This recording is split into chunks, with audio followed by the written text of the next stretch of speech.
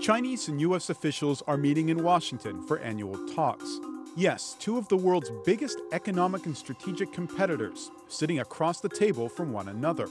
So what does the world actually think of them both?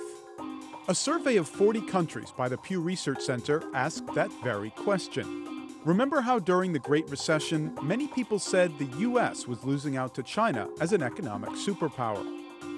Well, you can see here that there's actually been a rise in the number of people who think the U.S. is still on top.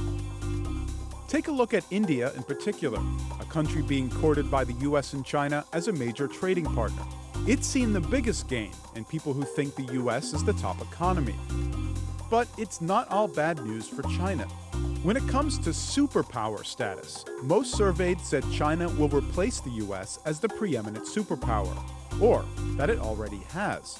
The European Union, home to some of America's closest allies, is actually the most convinced Chinese supremacy is inevitable, while the Asia-Pacific region is the most divided on who will win out.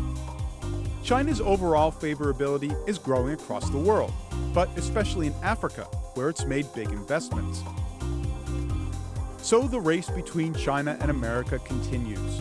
But for now, the officials meet in Washington to see where their goals coincide and where they don't. David Botti, BBC News, Washington.